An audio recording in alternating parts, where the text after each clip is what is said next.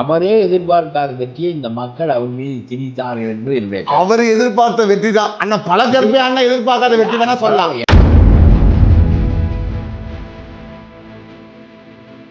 தளபதி முதலமைச்சர் விஜயோட சாணக்கியத்தனத்தை நீங்க மூத்த அரசியல்வாதிங்க புரிஞ்சுக்க தவறிட்டீங்க.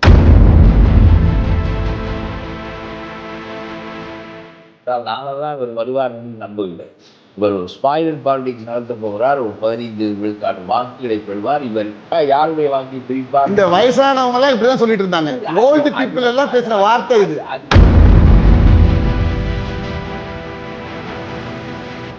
எங்க யாரும் இவர்களுக்கு மந்திரி பதவி கொடுக்குறேன்னு சொன்னாங்களா? ஏங்க கொடுக்கலைன்னா அவன் என்ன கிழிக்கு போயிடா? நீங்க சொல்லுங்க, அதுக்கப்புறம் நான் பொது வாழ்க்கையில் பேசுவதே விடுவேன். தலைவன் எப்படியோ அது கீழே இருக்கவங்க அப்படித்தானே வருவாங்க. அவர்களுக்கு தலைவனும் இல்லை, அவர்கள் வாழ்க்கை முறை அதுவும் இல்லை.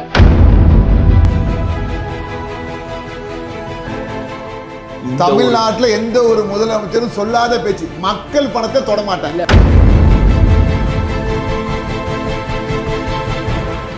வழக்குகள் பாயவில்லை என்றால் செந்தில் பாலாஜி மீது பாயும், நேருவின் மீது பாயும், வேலுமணியின் மீது பாயாது என்றால் அது என்ன ஒழுக்கமான ஆட்சி? நான் கேட்கிறேன். நீங்கள் பதில் சொல்ல வேண்டும். அவரே சொல்லட்டும், முதலமைச்சரே சொல்லட்டும்.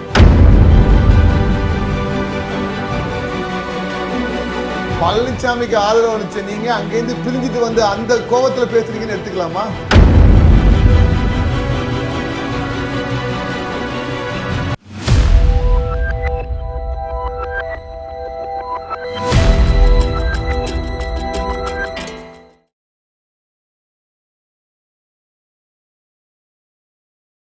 உலகத் தமிழர் அனைவருக்கும் வணக்கம். தேசத்தின் நம்பிக்கையும் நேர்காணல் நேரம். இன்று நம்முடன் மூத்த அரசியல்வாதி அண்ணன் பல கருப்பை அவர்கள் இருக்கிறார். அவருடன் பேசுவோம். அண்ணா வணக்கம். வணக்கம். எப்படி இருக்கீங்க? எலெக்ஷனுக்கு பிறகு உங்களை சந்திக்கிறோம்.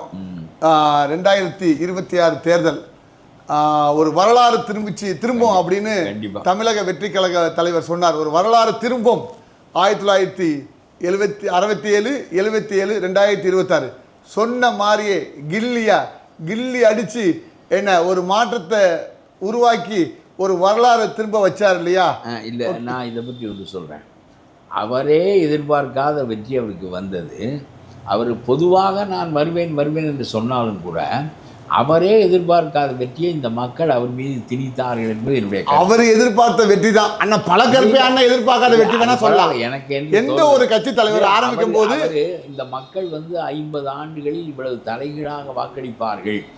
அதாவது ஒரு மனிதனால் 234 தொகுதியில் ஆள் நிறுத்த முடியும் என்றால் அத்தகைய கட்டமைப்பு இருந்தால் போதும். அவனை ஆட்சியில் வைத்து இவர்களுக்கு மாற்றாக அவர்களை உட்கார வைத்து பார்ப்போம் என்று ஒரு மனிதனுக்காக அவர்கள் காத்திருந்தார்கள். விஜயகாந்த் போதுமானவராக இல்லை என்று தெரிகிறது. விஜய் போதுமானவராக வெளிப்பட்ட காரணத்தினாலே மக்கள் இந்த ஒழிக்கவே முடியாது என்று நினைத்த திமுகவை என்ன 200 இடம் வருவோம், 300 இடம் வருவோம் என்று சொல்லி கொண்டவர்கள் எல்லாம் உட்கார வைத்து விட்டு முகம் தெரியாதவர்களெல்லாம் கொண்டு வந்து அவருடைய வெற்றியை நீங்கள் எப்படி பார்க்குறீங்க? மக்கள் இந்த வெற்றியை அவர் மீது திணித்திருக்கிறார்கள். அவர்கள் வெகு காலமாக ஏங்கி போயிருந்திருக்கிறார்கள். நல்ல அரசியல்வாதிக்கு அவன் ஒவ்வொருத்தனும். நான் கோயம்புத்தூருக்கெல்லாம் போயிருந்தேன். செந்தில் பாலாஜி 25,000 வரையிலும் கொடுத்தாரு ஒரு ஓட்டுக்கு. சில இடங்களில் 25,000, சில இடங்களில் 15,000, சில இடங்களில் 5,000. இவ்வளவு கொடுத்து எல்லாவற்றையும் வாங்கி கொண்டு மக்கள் அதை பற்றியே கவலைப்படாமல் ஒரு புதிய ஆள் வர வேண்டும், புதிய ஆட்சி வர வேண்டும், இந்த போக்குடைய ஆட்சி போக வேண்டும் என்று, அதாவது அவ்வளவுக்கு வெறுத்து போயிருந்திருக்கிறார்கள் மக்கள் என்பது எப்பொழுது தெரிகிறது என்றால், நானெல்லாம் இவர் வருவார் என்று நம்பவில்லை. இவர் ஒரு ஸ்பாயிலர் பாலிடிக்ஸ் நடத்த போகிறார். ஒரு 15 விழுக்காடு வாக்குகளை பெறுவார். அவரை தோற்கடிப்பாரா, இவரை தோற்கடிப்பாரா, யாருடைய வாக்கை பிரிப்பார்? இந்த வயசானவங்க எல்லாம் இப்படிதான் சொல்லிட்டு இருந்தாங்க. ஓல்டு பீப்புள் எல்லாம் பேசுற வார்த்தை இது. அதுதான் இந்த அரசியல் கணக்கு. ஒன்றுமில்லாமல் மொட்டையாக, அதாவது எந்த கணிப்பிலும் இல்லாமல் வர முடிந்தது என்று சொன்னால் அவரே எதிர்பார்க்காமல் வர முடியாது. எல்லாரும் விசிலுக்கு தான் ஓட்டு போட்டாங்க. ஆனா சிஎம் ஸ்டாலின் அவர் சொன்னார், லாஜிக் இல்லை இல்லையா? ஓட்டு யாரை போட்டா கேளுங்க, எல்லாரும் விசிலுக்கு ஓட்டு போட்டா எல்லாரும் சொல்றாங்க. ஆனா ஸ்டாலின் தான் முதலமைச்சர் வருவார். அப்பயே தப்பு இருக்கு இல்லையா? ஸோ நீங்க எதையும் சொல்றது வேற ஆளுங்க. அந்த யூடியூப்களில் சில பேர் அவருக்கு நியமித்து வைத்திருக்காங்க, அவர் சொல்லியிருப்பார்கள். ஆனால் நான் என்ன சொல்கிறேன் என்றால், அதாவது இவர்களும் பெருவாரியான வாக்குகளை பெற்றிருக்கிறார்கள் 2 பேரும். அவர் ஒரு 59 தொகுதி, இவர் ஒரு 47 தொகுதி பெற்றிருக்கிறார். சில பகுதிகளில் இவர்கள் ஊடுருவவே இல்லை, 5-6 மாவட்டங்களில் ஊடுருவவே இல்லை. அதெல்லாம் முக்கியமில்லை. ஒரு காரணமும் இல்லாமல் ஒரணா வாங்காமல் பணத்தை தோற்கடித்தார்கள். வாக்குக்கு பணம் கொடுப்பதை தோற்கடித்தார்கள், ஜாதியை தோற்கடித்தார்கள், மதத்தை தோற்கடித்தார்கள். எல்லாவற்றையும் தோற்கடித்து அவர் சிறுபான்மை மதத்தைச் சேர்ந்தவர், அதெல்லாம் பொருட்டில்லை. பணம் கொடுக்கவில்லை, அது பொருட்டில்லை. அவர் என்ன ஜாதி, அவர் நிறுத்தி இருக்கிற ஆட்கள் என்ன ஜாதி, பொருட்டில்லை. அவ்வளவு பெரிய மாற்றத்திற்கு அவர்கள் ஏங்கியிருந்தார்கள். இது ஒரு பெரிய தமிழ்நாடு மட்டும்தான் இந்த போக்கை கையாண்டிருக்கிறது. ஆகவே இவருக்கு பொறுப்பு ரொம்ப கூடிவிட்டது. ஆனால் ஒரு போதுமான பெரும்பான்மையை பெறவில்லை. இப்பொழுது ஸ்டாலினுடைய தயவிலே தான் இவருடைய ஆட்சி முதலிலே மலர்ந்தது. ஸ்டாலின் தன்னுடைய ஆட்களை இவரிடம் திணித்து நீங்கள் ஆதரவு கொடுங்கள் என்று அவர்களை மல்லுக்கட்டி கொடுக்க வைத்ததனுடைய நோக்கம், உடனடியாக இன்னொரு தேர்தலை நாம் சந்தித்தால் அவர் பெரும்பான்மையை பெற்று விடுவார், நாம் அதற்கு பிறகு 5 ஆண்டுகளுக்கு ஒன்றும் இல்லாமல் போய்விடுவோம், பிறகு மறக்கப்பட்டு விடுவோம். ஆகவே அவரை ஆள வைக்க வேண்டும். அவர் தவறுகள் செய்வார், அப்பொழுது கூட்டணி நம்முடைய கையில் இருக்கிறது. விறகை உருவிவிட்டால் உலை அடங்கிவிடும். எல்லாம் சுயநல அரசியல் தான். ஆமாம், உலை அடங்கிவிடும். இது அரசியல்வாதிகளுடைய பழக்கம், அவருடைய போக்கு என்று சொல்லி 10 பேரையும் வரும் ஆதரிக்க வைத்து அந்த ஆட்சியை உறுதிப்படுத்தினார். நான் எந்த அரசியல்வாதி, நான் உங்களுக்கு தெளிவாக கேட்குறேன், எந்த அரசியல்வாதி பதவி ஏற்றவனு நான் ₹1 லஞ்சம் வாங்க மாட்டேன் சொல்றேன், அதாவது அப்படின்னு சொல்றதுக்கு தைரியம் இல்லையா? இவர்களுக்கு என்ன தயக்கம் இருந்தது என்றால், ஒரு தரம் ஆட்சியில் உட்கார்ந்து பார்த்துவிட்டு சில காரியங்களையாவது செய்துவிட்டு அடுத்த தடவை மக்களிடம் போக வேண்டும் என்கின்ற எண்ணம் இவர்களுக்கு இருந்தது. இல்லாவிட்டால் 107ஓடு எனக்கு போதிய எண்ணிக்கையிலே நான் உங்களிடம் வருகிறேன், நீங்கள் போதிய எண்ணிக்கை கொடுங்கள் என்று கேட்டிருக்கான். அது சரியாகத்தான் இருந்திருக்கும். மக்கள் இவருக்கும் வாழ்க்கை பூராவும் நினைத்து பார்க்க முடியாத ஒரு பீடம். அதில் ஒரு முறை உட்கார்ந்து அது எப்படித்தான் இருக்கிறது, அது என்னதான் செய்வதற்கு இடமளிக்கும், நாம் என்னதான் செய்து பார்க்கலாம் என்று இவரும் அதை ரொம்ப விரும்பி விட்டார். அதனால் ரொம்ப 3 தரம் கவர்னர் வீட்டுக்கு அலைந்தார், காலையிலும் மாலையிலும். இவர் அழிந்தார், ரொம்ப அசிங்கமாக இருந்தது, இவருக்கு புரியவில்லை இதெல்லாம். ஆனாலும் கூட பெரும்பான்மை கிடைத்தது, ஆட்சி அமைந்தது. அமைந்தவுடன் இவர் பேசிய ஒரு பேச்சு, நானும் லஞ்சம் வாங்க மாட்டேன், வாங்குகின்றவனையும் விடமாட்டேன் என்று சொன்னது மிகச்சிறந்த பேச்சு.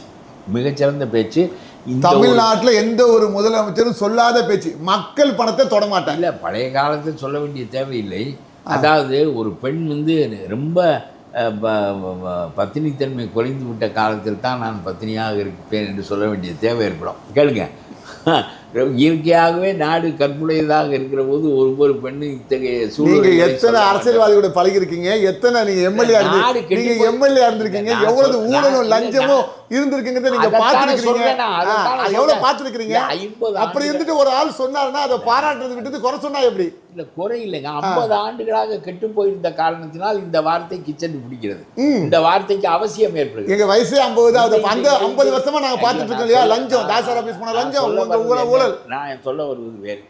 ராஜாஜி காலத்தில், காமராஜர் காலத்தில், ஓபி ராமசாமி ரெட்டியார் காலத்தில் நாங்கள் லஞ்சம் வாங்க மாட்டோம் என்று சொல்ல வேண்டிய தேவையே ஏற்படவில்லை. அந்த காலத்தில் நாங்கள் வாழவே இல்லை. இல்லை, அது வேற. 50 ஆண்டுகளாக கெட்டு போன பிறகு ஒழுக்கம் கெட்ட உலகத்தில் தான் நான் ஒழுக்கமாக இருப்பேன் என்பதற்கு உறுதியளிக்கும். மக்கள் அதான் எதிர்பார்க்குறாங்க.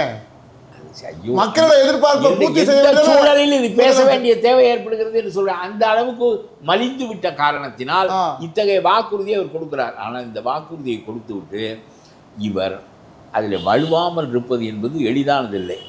எப்படி என்றால், நான் சொல்லுகிறேன், லஞ்சம் நான் வாங்க மாட்டேன், வாங்கவும் விடமாட்டேன் என்பது சரி. ஆனால் ஒவ்வொரு நாளும் மக்கள் போலீஸ் ஸ்டேஷனுக்கு போகிற போது எம்எல்ஏக்கள் தேவைப்படுகிறது, லஞ்சத்தின் தேவைப்படுகிறது, போலீஸ்காரன் கட்டுப்படுவதில்லை. இந்த ஆட்சியில் எதுவும் தேவைப்படாது.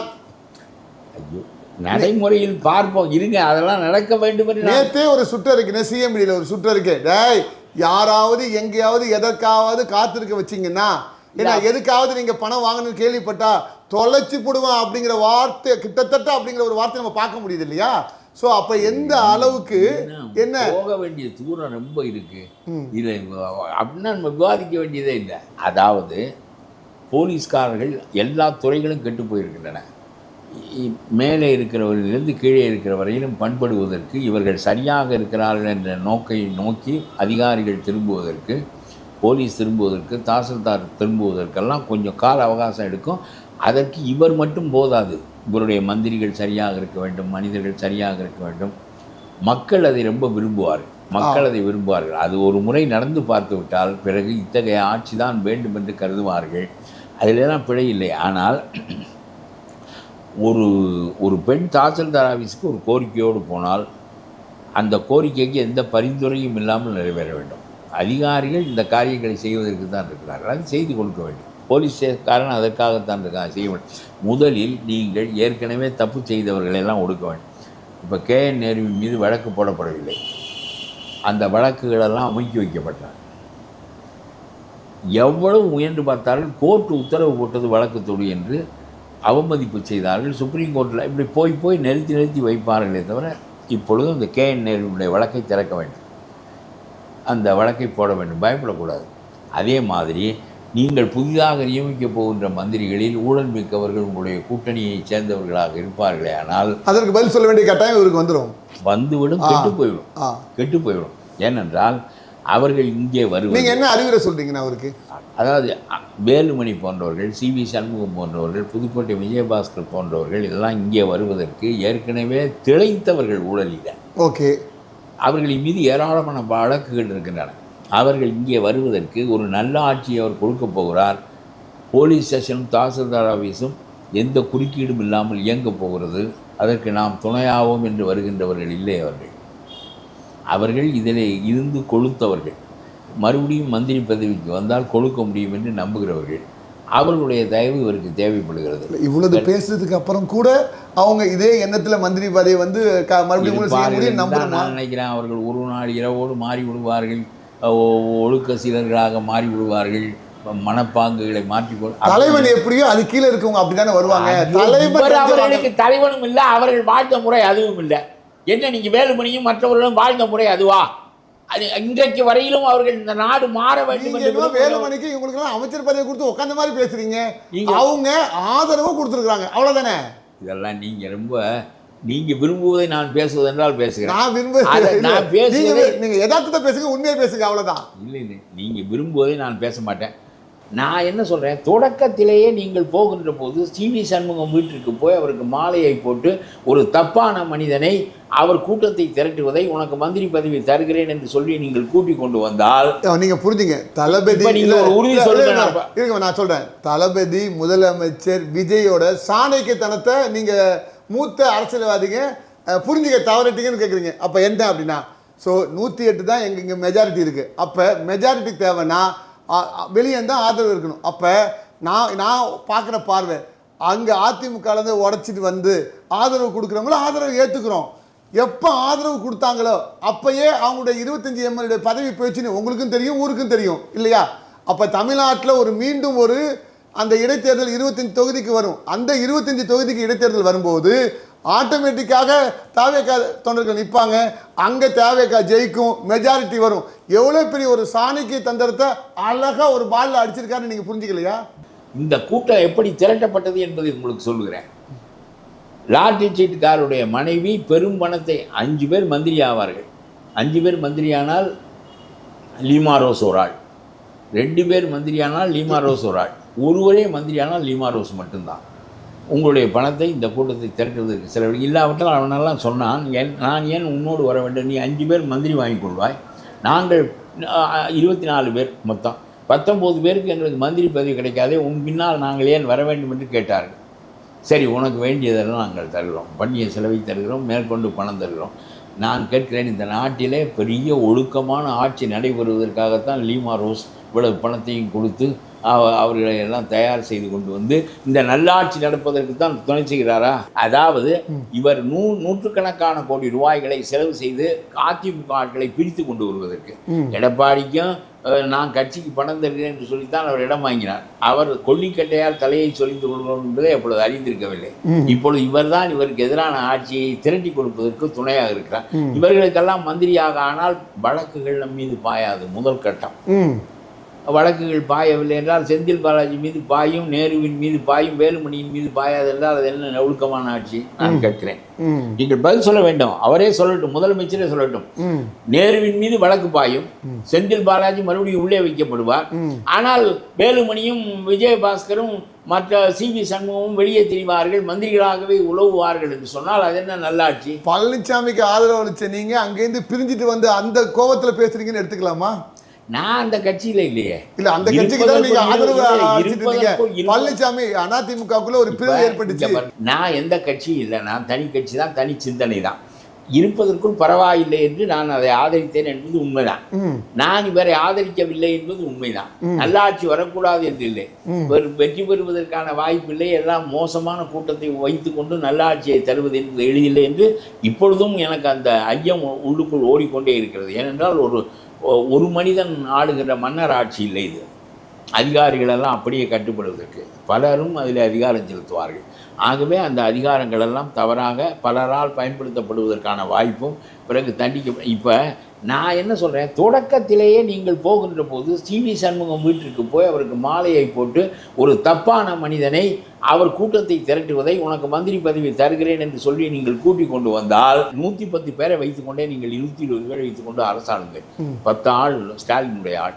என்றைக்கு அவர்கள் ஆட்சியை உருவுகிறார்களோ அன்றைக்கு மீண்டும் மக்களிடம் போங்கள்.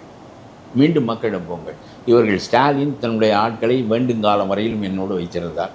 நான் என்னுடைய காரியங்களைத்தான் செய்தேன். அவர்கள் ஆட்சியில் பங்கு பெறவில்லை. அவர்களிடம் ஒரு நியாய உணர்ச்சி இருந்தது, ஆட்சியில் பங்கு பெறவில்லை. ஆகவே அவர்களால் தவறு வராது. எவ்வளவு காலம் உங்களை ஆள அனுமதிக்கிறார்களோ அவ்வளவு காலம் ஆளுங்கள். ஆண்டு முடித்த பிறகு மக்களிடம் போங்கள். 200 இடங்களை நீங்கள் பெறலாம். இது எதற்கு இந்த அயோக்கியர்களை எல்லாம் ஆதரித்து கொண்டு இவனையெல்லாம் கொண்டு வந்து மந்திரியாக உட்கார வைத்து கொண்டு பிறகு இதுக்கெல்லாம் 6 மாதம் 1 வருடம் ஆகும். இவர்கள் வழக்கு போட்டு கோர்ட்டுக்கு போய் கோர்ட்டில் முடிவு செய்து அடுத்த கோர்ட்டுக்கு போய் நம்முடைய நாட்டில் நீதிகள் நம்முடைய பிறப்புக்குள் வருவதில்லை. அதனாலே இதெல்லாம் இது 2021 ஐயோ நான் பேசுவதை இன்னொரு 2-3 ஆண்டுகள் ஓராண்டு ஆகிறதே என்று வைத்துக்கொள்வோம். இந்த ஓராண்டு கூட அவனை பதவியில் உட்கார்ந்து கொண்டு என்னென்ன செய்வான்? ஒரு தவறான மனிதனை அவனை பாதுகாத்து கொண்டு நீ இந்த ஆட்சியை நடத்த எங்கேயாவது இவர்களுக்கு மந்திரி பதவி கொடுக்குறேன்னு சொன்னாங்களா? ஏங்க கொடுக்கலைன்னா அவன் என்ன கிறுக்கு பயலா? நீங்கள் சொல்லுங்கள், அதுக்கப்புறம் நான் பொது வாழ்க்கையில் பேசுவதே விட்டு விடுறேன். நீங்கள் மந்திரி பதவி கொடுக்காமல் மட்டும் அவர்களை வைத்து கொண்டு விடுங்கள். அவர்கள் இவர்களை போல வெளியே இருந்து ஆதரிப்பதாக சொல்ல பிறகு நான் பேசுவதை விட்டு விடுறேன். ஓகே, பதவி கிடைக்கவில்லை என்பதற்காக ஆட்சிக்கு வர முடியவில்லை. ஆட்சியில் வராமல் நான் எப்படி இருப்பது? போன 5 வருஷமும் எடப்பாடி பழனிசாமி ஆட்சி இல்லாமல் தானே இருந்தாங்க. அப்பா அவங்க கூட தானே இருந்தாங்க. அப்ப தொடர்ந்து 10 தோல்வி வந்துட்டே இருக்கும்போது மாறுது இல்லையா?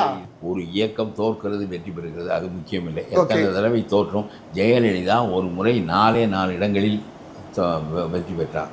4 இடங்களில். இவர் 47 இடங்களில் வெற்றி பெற்றார். மீண்டும் ஆட்சியை பிடிச்சாங்க. அந்த அம்மா 4 இடத்துல தோத்து மறுபடியும் ஆட்சியை பிடிச்சாங்க. 4 இடங்களில் மட்டுமே வெற்றி பெற்றவர் மீண்டும் ஆட்சியை பிடிக்க முடியும் என்றால் 47 இடங்களில் வெற்றி பெற்றவர் காலத்தின் போக்குகள் எப்படி மாறும் என்று தெரியாது. இப்போ அது இல்லை பிரச்சனை. நான் சொல்கிறேன், பதவி கோராத 10 பேர் உன்னை ஆதரிக்கிறான். பதவி கோராதவன் ஆதரிக்கிறான். ஆனால் அவன் நம்முடைய ஆள் இல்லை. அவன் என்று வேண்டுமானாலும் உருவிக்கொள்வான். இவனுக்கு ஒரு தேவை இருக்கிறது. நம்மளை ஓராண்டாவது ஆள விட்டு நாம் தவறு செய்த பிறகு நம்மை கவிழ்ப்பது அவருடைய நோக்கம். அதை நாம் புரிந்து கொள்வோம். இப்பொழுது சரியாக நாம் ஆள்வோம். இந்த 10 பேரையும் வைத்து கொண்டு சரியாக ஆண்டால் ஒரு காரணமும் இல்லாமல் அவன் ஆதரவை உருவிக்கொள்ள முடியாது. அது ஒருவேளை 2 ஆண்டு 3 ஆண்டு கூட நீடிக்கலாம். நமக்கு இந்த வேலுமணி போன்ற மோசமான மனிதர்களின் ஆதரவு தேவையில்லை. ஏற்கனவே நம்ம மெஜாரிட்டியோடு தான் இருக்கிறோம். 2 பேர் மெஜாரிட்டியே போதுமானது. மக்களுக்கு விரோதமாக, மக்களுக்கு பிடிக்காத, சமூகத்துக்கு பிடிக்காத எந்த செயலையும் விஜய் முதலமைச்சர் செய்ய மாட்டார் அப்படின்னு மக்கள் நம்புறாங்க. ஸோ அதை பொறுத்து இருந்தானே பார்க்கணும். அதுக்குள்ளேயே வேலுமணிக்கு மந்திரி பதவி கொடுத்துடக்கூடாது, சமூகத்துக்கு மந்திரி கூடாது, மந்திரி பதவி கொடுக்கூடாது. புலம்புறதுல என்ன நியாயம் இருக்கு? இது புலம்பல். இப்போ ஒரே கொடுத்துட்டா அப்போ கொடுத்துருக்காங்கன்னு கேட்கலாம்.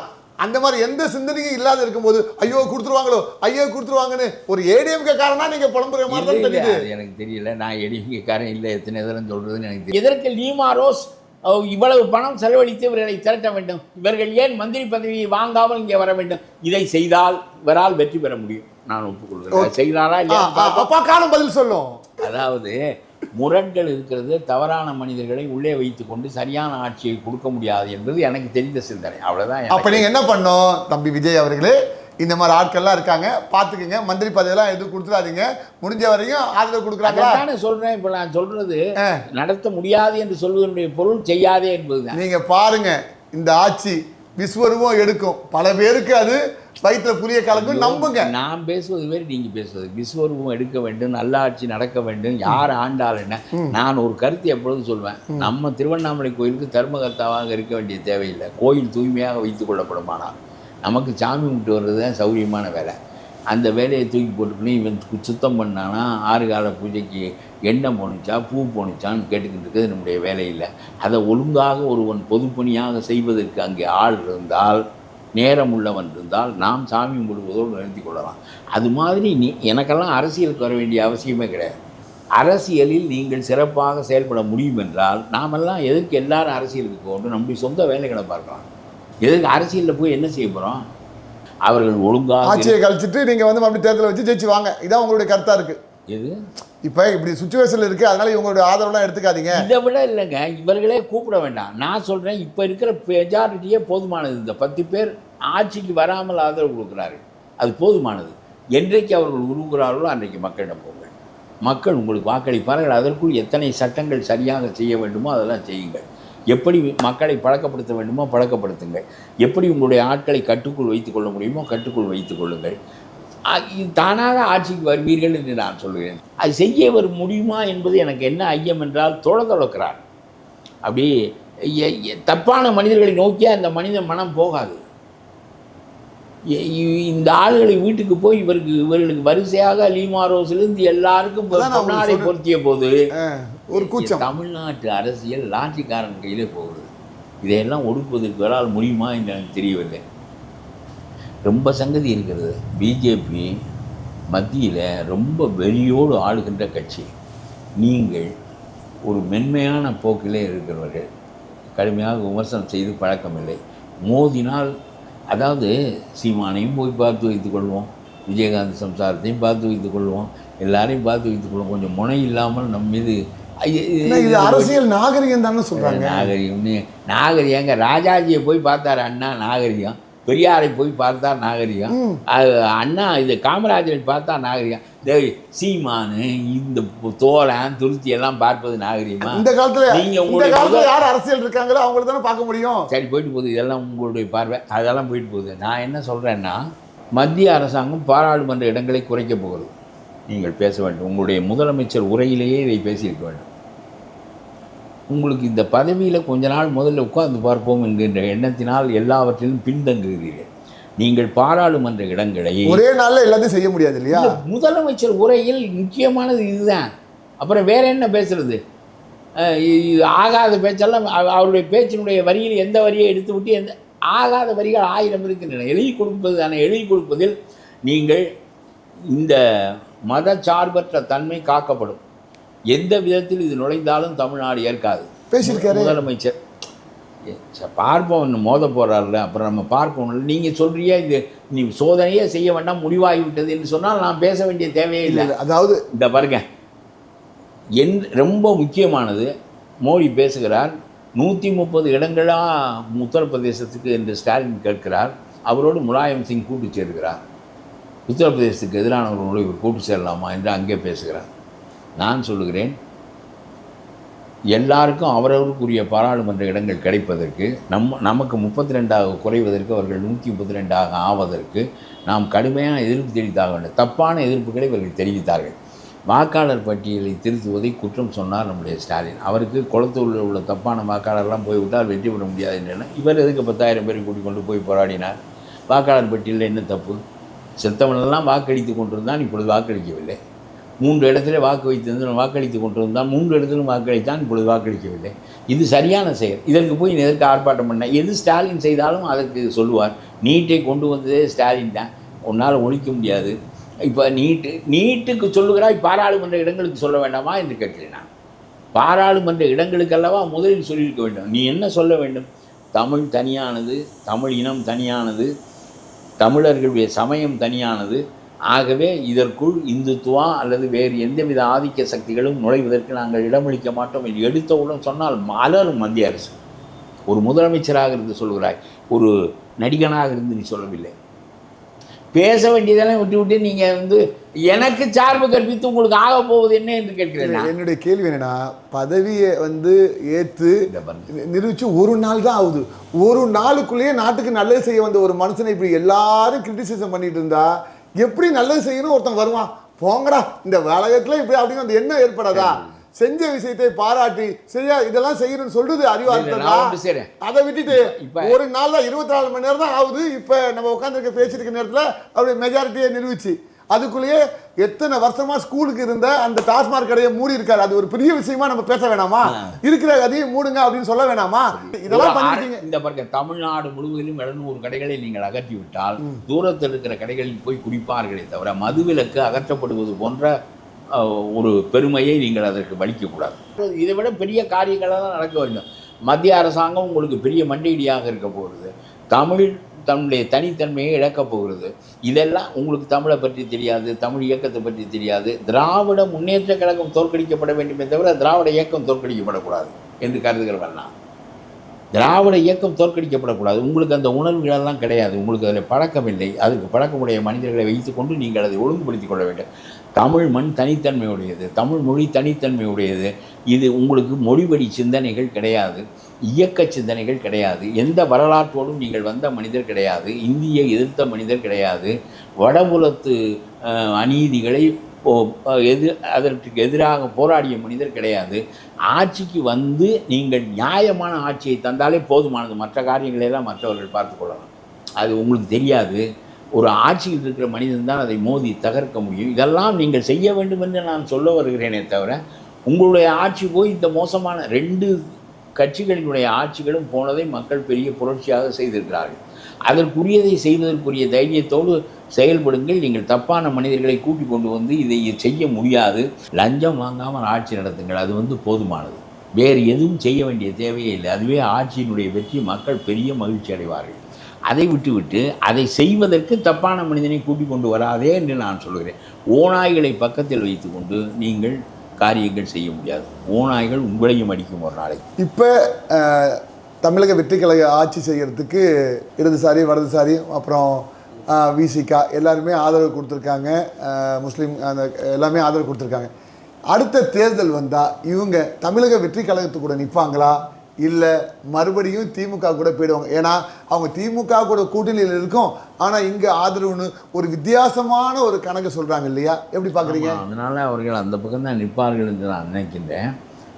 திருமாவளவன் என்ன வேண்டுமானாலும் செய்வார், ஆனால் கம்யூனிஸ்டுகள் ஓரளவுக்கு அது அப்படித்தான் இருப்பார்கள் என்று நான் நினைக்கின்றேன். அதற்கு என்ன காரணம்? முஸ்லீம் லீக்கும் அப்படித்தான் இருப்பார்கள். ஏனென்றால் அவர்கள் காலங்காலமாக இருந்து பழக்கப்பட்டவர்கள்.